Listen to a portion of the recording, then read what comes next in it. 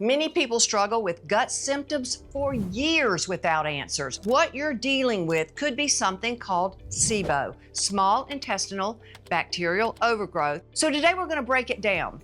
What is Sibo and how it hijacks your health?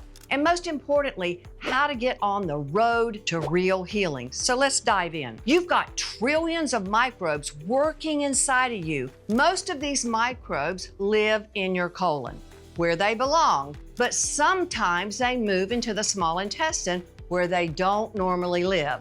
And once they're in the small intestine, they start to ferment on food you're eating, producing lots of gas and bloating, constipation or diarrhea, which swings back and forth, fatigue and brain fog, nutrient deficiencies, especially B12, iron, and vitamin D, because that bacteria is eating your vitamins and minerals. And that's Sibo. Here's something most people don't know. You've got a second brain in your gut.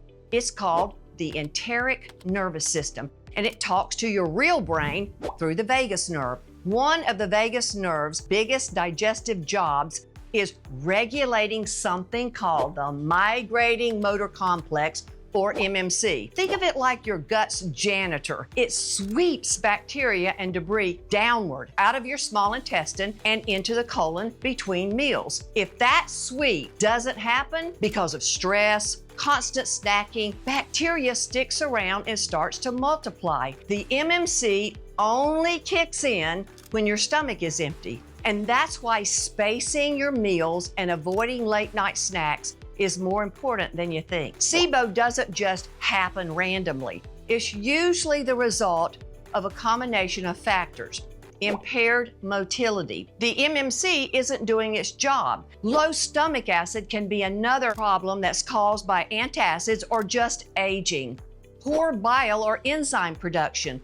Food lingers and ferments in your upper small intestine, creating these gases. You have sphincter dysfunction, weakened valves that allow the backflow of bacteria from your colon to move up into your small intestine. Diet is another reason for Sibo. High sugar, high carb diets feed the overgrowth. The good news? Sibo can be reversed. So here's my two-step strategy. Step 1, remove the overgrowth. Starve the bacteria.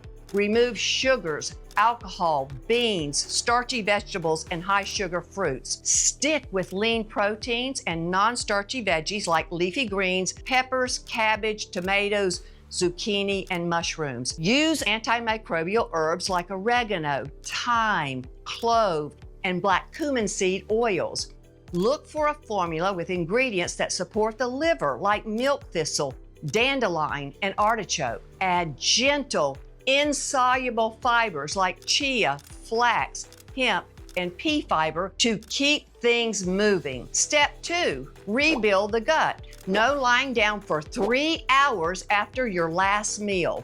Slowly introduce fermented foods and probiotics once symptoms improve. Heal the gut lining with a formula with 6,000 milligrams of L-glutamine and soothing herbs like aloe vera, ginger, and marshmallow root. Space out meals to give your MMC time to work properly. Sibo healing isn't about suppressing symptoms. It's about restoring function. Be sure to download my Sibo Relief Guide and like, subscribe, and share this with someone who needs to hear it.